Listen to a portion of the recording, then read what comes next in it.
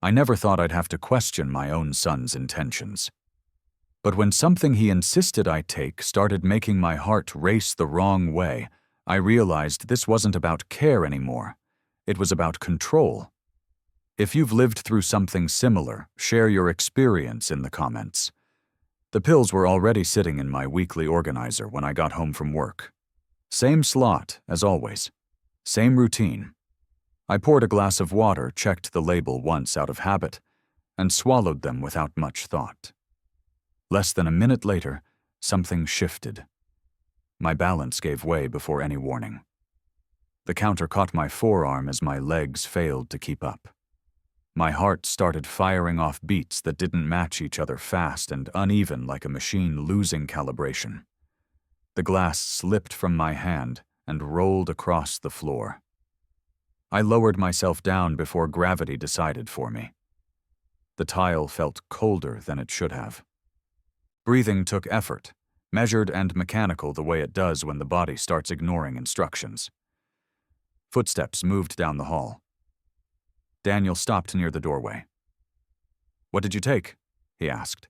"The pills I said." Speech came slower than usual. "The new ones." He nodded once too quickly. "Dad, just take them. They're good for your heart." A pause followed. Not from me. Where did they come from? The words landed heavier than intended. "They're supplements," he said. "Natural stuff." That didn't answer anything. The bottle was still on the counter. I reached for it and turned it in my hand. No familiar brand, no pharmacy logo. The print along the side was faint, like it had been run through a cheap copier. I checked the bottom for a lot number. Nothing I recognized. "These aren't from Walgreens," I said. Daniel shifted his weight. "Those places overcharge." I found a better option. Another wave rolled through my chest, stronger than the last. My body leaned forward without permission, palms pressing flat against the floor to keep from tipping over. Sweat broke out along my neck. My phone buzzed in my pocket. "Work," I answered it with my free hand. "This is Robert," I said. The supervisor didn't waste time. "We're short tonight. You good to come in?" "Not tonight," I said. "I need to take the night off." "A beat. Everything okay? I'll file the time." I replied and ended the call. Daniel crouched a few feet away, close enough to monitor, far enough not to touch. "You should stay down," he said. "Let it pass." "I need a doctor." "No," he said, fast this time. "We don't need that. Let's just watch it for a bit." The suggestion hung between us. No raised voice, no argument, just an expectation delivered as if it were the reasonable choice. I planted one hand on the chair leg and tried to stand. The room tilted. Knees buckled. The chair scraped across the floor as I caught myself halfway up. Daniel reached out, then stopped. "See," he said, "you just need time."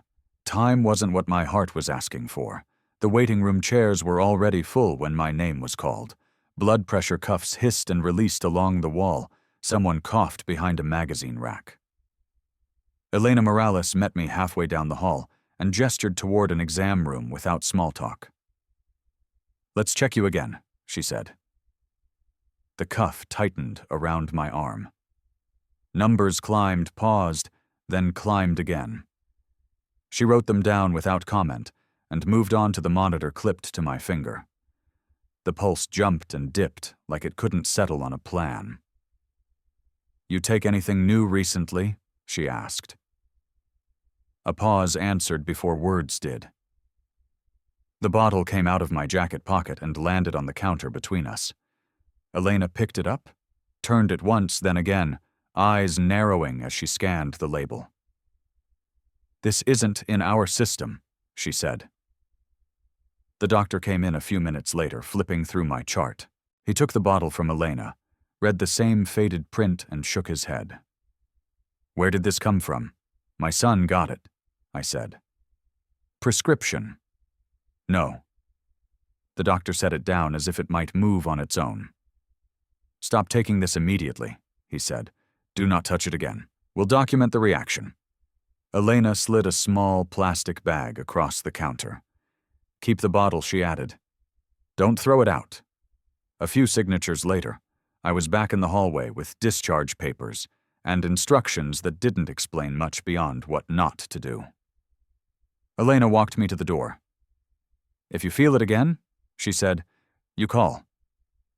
No waiting. The phone rang before I reached the parking lot. Daniel didn't bother with a greeting. Why are you at the clinic? He asked. I had it checked. A breath came through the line, sharp and annoyed. Dad, you're overreacting. The doctor told me to stop the pills. That's because doctors hate supplements, he said. They don't understand alternatives. The call ended before a reply could form. The drive to work felt longer than usual. Traffic lights caught me at every intersection. By the time the hospital came into view, my head felt heavier than it had in the morning. Human Resources met me near the maintenance office. Occupational Health flagged your chart, the manager said. We're going to need you to take some time off. How long until you're cleared? That answer carried a number whether she said it or not. Lost hours, lost pay. The form slid across the desk, waited for a signature. The phone buzzed again as I walked back to the car. Daniel's voice came through calmer this time. So he said, I'll handle things for a bit. Meals, meds, I'll keep an eye on you. That won't be necessary. It makes sense, he continued, ignoring the response. You shouldn't be making decisions right now. The words landed differently than the night before. Not louder, not crueler, just more certain. At home, the pill organizer sat open on the counter. Empty slots marked the day. The bottle stayed in my jacket pocket weight, noticeable with every step. Daniel followed me from room to room, offering water, suggesting rest, adjusting the thermostat without asking. You don't need to manage this, I said. I'm helping, he replied. Helping came with rules: what time to eat, when to lie down, when to stop asking questions. The message from Elena arrived while Daniel was in the shower.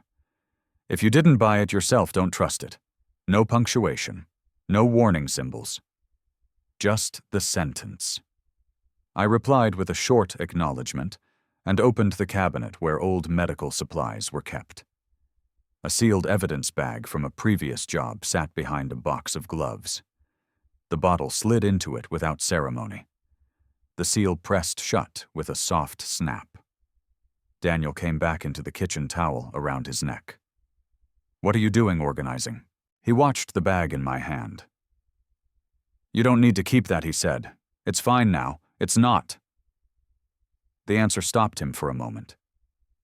Then the familiar tone returned. You're making this harder than it has to be. The bag went into my briefcase. Keys followed. The plan hadn't formed yet, but the next step had. Elena's words echoed without emotion attached. I sat at the table and filled out the lab request form, printing slowly to keep the letters straight. Name, date, description of contents. The pressure in my chest had eased, but the day hadn't. Daniel stood in the doorway, arms crossed, watching the pen move. We can deal with this ourselves, he said. The clerk at the post office weighed the envelope twice before sticking on the label. She didn't ask what was inside, just slid it across the counter and said it would take a few days. That's fine, I said. The envelope disappeared into a gray bin with others like it. Bills, samples, small things people hoped would come back with answers. I stepped aside to let the next person move up and walked back to the car without stopping. Downtown Madison was already busy. Parking took longer than it should have, and the meter accepted my coins with a stubborn delay. The supplement shop sat between a nail salon and a dry cleaner. Clean enough? Bright shelves, labels promising balance and support. A young employee looked up from behind the counter. Can I help you? I set the bottle on the glass. Do you carry this brand? She picked it up, turned it once. then frowned. "No," she said. "We don't sell anything like this. Is it legit?" I asked. She flipped it again, slower this time. "Packaging's off. No batch number, no manufacturer address. That's not standard. Where would someone buy it?" She shrugged. "Online, probably. There's a lot of stuff out there. No oversight." The bottle came back to me without ceremony. No alarm, no suggestion to report it. Just a fact delivered between customers. At home, the front door closed harder than usual. Daniel's shoes were by the mat. His jacket hung on the chair. He didn't bother asking where I'd been. "Where are the pills?" he said. "They're not here." His face tightened. "What does that mean? It means I sent them out." "You did what?" His voice jumped. "Why would you do that to find out what they are?" A laugh broke out sharp and short. "You don't trust me. That's not what this is." "That's exactly what it is," he said. "After everything I've done, you think I'd hurt you." The words stacked up fast. Rent, groceries, time off work, how much it would cost if something happened to me. He listed them like line items, each one heavier than the last. "You know what happens if you end up in the hospital long term," he said. "Do you have any idea what that does to me?" The shift was subtle. Concern replaced by calculation. Care reframed as burden. "I didn't ask you to manage this," I said. "But I am," he shot back. "Someone has to." The phone buzzed before the argument could find a new angle. Elena's name lit up the screen. "I ran it by a colleague," she said when I stepped into the other room. "If the lab flags anything, you should contact the FDA. I don't have results yet." "That doesn't matter," she replied. "You don't need certainty to report a concern." Daniel knocked once, then opened the door without waiting. "Who's that?" he asked. "Medical," I said. He listened, without hiding it. After the call ended, the laptop came out. The FDA website loaded slower than expected. Forms stacked behind links. Categories nested inside categories. A space to describe the product. Another to describe the reaction. The bottle stayed out of sight. The report didn't need it yet. Daniel hovered near the table. "You're really doing this," he said. "Not a question." "It's a report," I said. "Not a verdict. You're putting me on record. I'm putting the pills on record." He shook his head. "You don't see what you're doing." The cursor blinked in the description box. Short sentences went in. No speculation, just dates, times, symptoms, where the pills came from, how they were presented. Daniel paced, stopped, started again. "If something comes back," he said, "that's on you." The report went through with a soft click. No warning message, no confirmation screen beyond a reference number. An email arrived seconds later. "Case received." Daniel stared at the screen over my shoulder. "That's it," he said. "That's all it takes. For now." He backed away, hands up, as if stepping out of a space that had suddenly turned hostile. "You're choosing this?" he said. "Not me." Dinner was halfway done when the room tilted again. No warning this time. One moment I was standing at the counter, the next my knees gave out, and the chair scraped hard as it slid back. My shoulder hit first. The floor followed. Breath came shallow and uneven. The pills hadn't been touched in days yet. The rhythm in my chest broke apart like it had a memory of its own. Fingers fumbled for the edge of the table and missed. Daniel's voice carried from the other room. Footsteps rushed in, then stopped short. "Hey, hey," he said. "Don't move." That instruction came late. The ceiling drifted, then steadied enough for me to focus on his shoes near my head. An ambulance siren cut through the street before any argument could start. The emergency room moved fast without being hurried. Monitors clipped on, questions stacked up. A nurse read numbers out loud to no one in particular. The doctor ordered observation and waved off speculation. Daniel arrived after paperwork was already underway. He stood near the wall phone in hand, eyes tracking the screen more than the staff. A nurse tried to ask him something. He stepped aside. "Talk to him," he said, pointing at me without looking up. Later, when the doctor returned, Daniel hovered near the doorway again. Close enough to hear. Far enough to avoid being included. "We'll keep you for a few hours," the doctor said. "Given what you described, we need to rule some things out." Daniel cleared his throat. "This is probably stress." The doctor didn't respond to that. My phone buzzed while the IV finished dripping. An unfamiliar number this time. "This is the FDA," the woman said when I answered. "We received your report.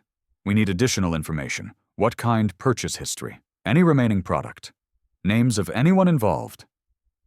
She paused, then added, "There's a possibility the supplement contains a prohibited substance." The word sat there without decoration. "Okay," I said. Discharge came close to midnight.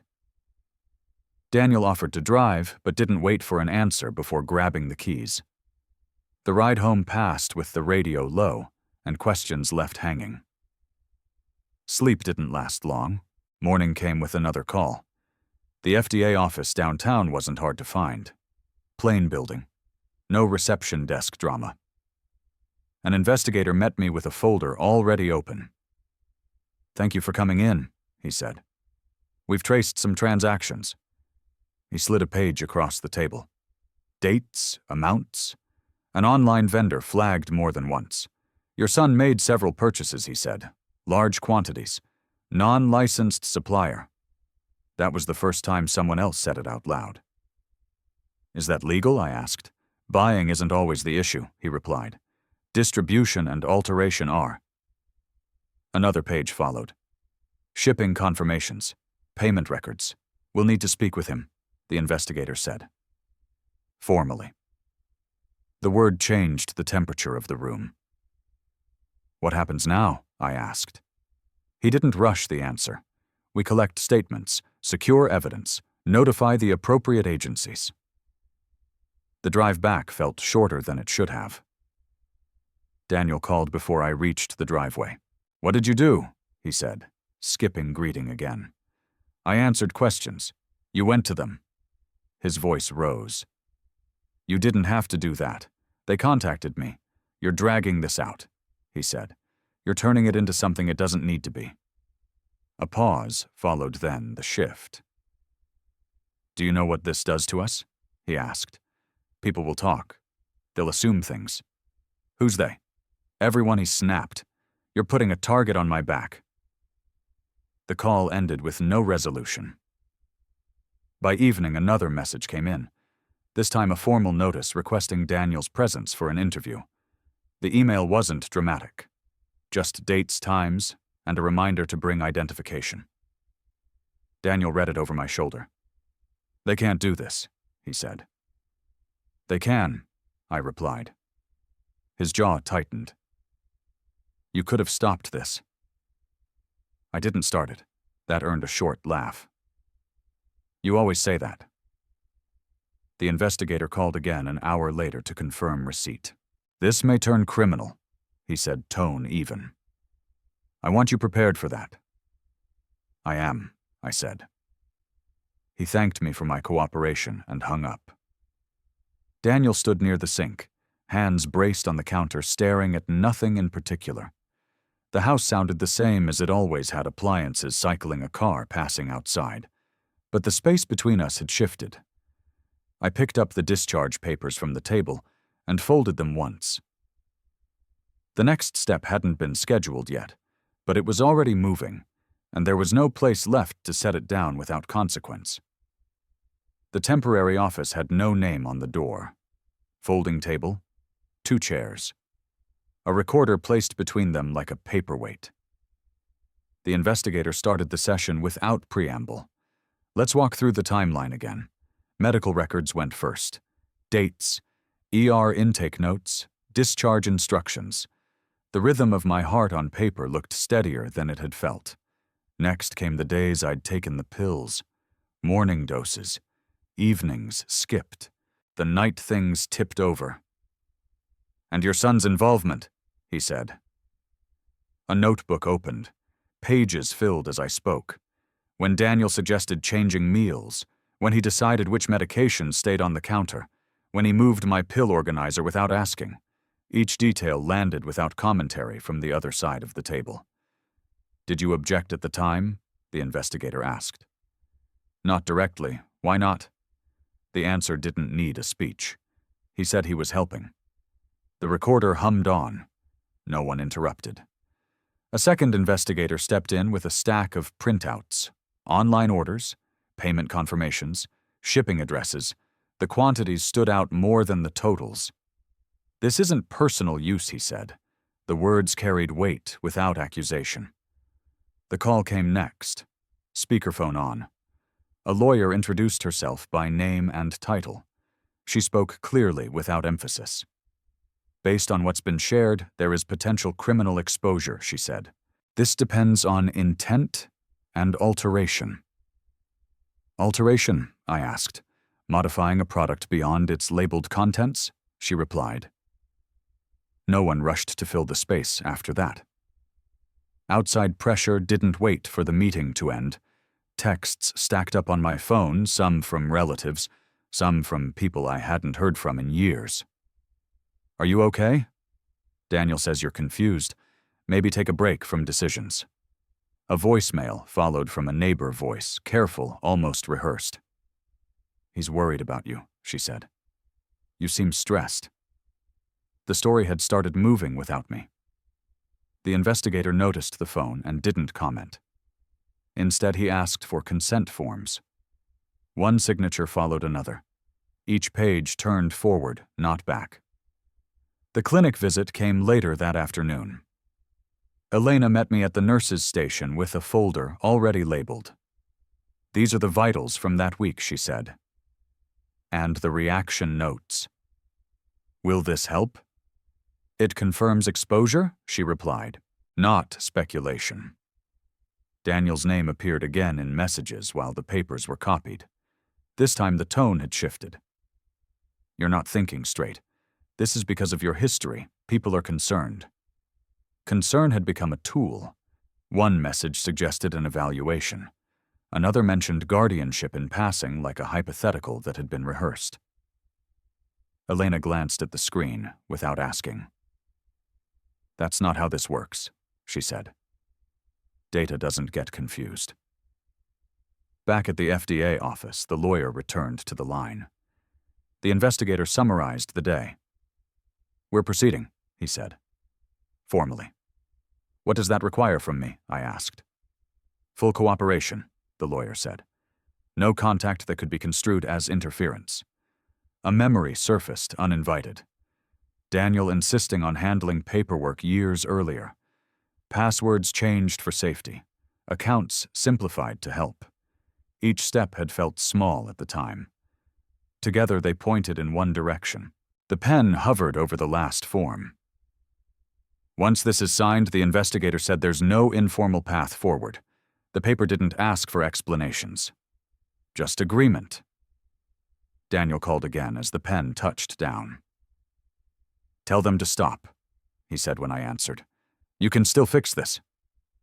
"I can't," I replied. "You're choosing strangers over family. I'm choosing records." Silence stretched on the line. Then a softer attempt. "You don't know what you're doing to me." The call ended without goodbye. The investigator slid the signed document into a folder and closed it. "We'll be in touch," he said. The walkout felt different than the walk-in. Not lighter, just narrower. Options had collapsed into steps already scheduled by someone else. The investigator didn't soften the delivery. He laid the lab report flat on the table and tapped the margin with his pen. "This compound isn't approved for cardiac patients," he said. "Not at any dose." A second page followed. Highlighted rows, numbers boxed in red. These levels exceed safety thresholds by a wide margin. The report listed effects without drama. Arrhythmia, blood pressure instability, risk escalations that lined up too well with my chart. The pills weren't mislabeled supplements. They were altered. Altered how I asked. We're still confirming, he said, but the composition doesn't match the supplier's original batch. Another folder slid across. Purchase logs this time. Usernames, dates, shipping confirmations. The trail tightened quickly. All orders route back to your son, he said. Multiple vendors, same payment method. I nodded once. No argument formed. There's more, he added. Evidence suggests post-purchase modification. The room stayed still. No one rushed to fill the space. What happens now? I asked.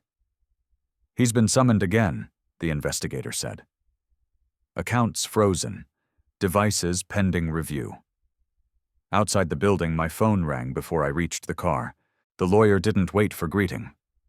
He's asking about a resolution, she said. Informal. Before this progresses. What kind financial, she replied. He's looking for leverage. I pulled onto the highway and stopped for gas without deciding to. The pump clicked on, then off. While it ran, another call came through. He's reaching out to third parties, the lawyer continued. Trying to frame cooperation as negotiation. And if I respond, that complicates your position, she said. Emotion counts against clarity. The pump stopped. Receipt printed. I left it behind. Daniel's car was in the driveway when I got home. He stood on the porch jacket, half-zipped eyes already red. Please, he said before I reached the door. Just listen.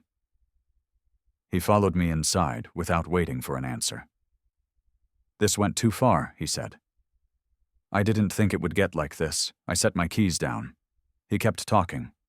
I was trying to help, he said. Things got tight. You know how it's been. Tears came fast practiced. He wiped them away and kept going. I needed money, he said. I thought if you were stable, everything else would settle. The explanation shifted as it went. Stress, pressure, mistakes. None of them included specifics. You didn't even ask, he added. You just reported it. I answered questions, I said. That's the same thing he shot back. You made me the problem. He stepped closer, voice dropping. Do you know what they'll do to me? He asked. I can't afford this. I took my phone out and set it on the counter screen down. Say what you need to say, I told him. He noticed the phone and faltered. Then the words sped up. I mixed things because the original wasn't strong enough, he said. Just a little. To make it work. The admission came out between breaths. I wasn't trying to hurt you. I didn't respond. They're freezing everything, he said. I can't access my accounts. I can't fix this alone. The lawyer's voice echoed from earlier. Emotion counts against clarity. Daniel's hands shook as he reached for the back of a chair. You could help, he said. Tell them it was an accident. I can't do that.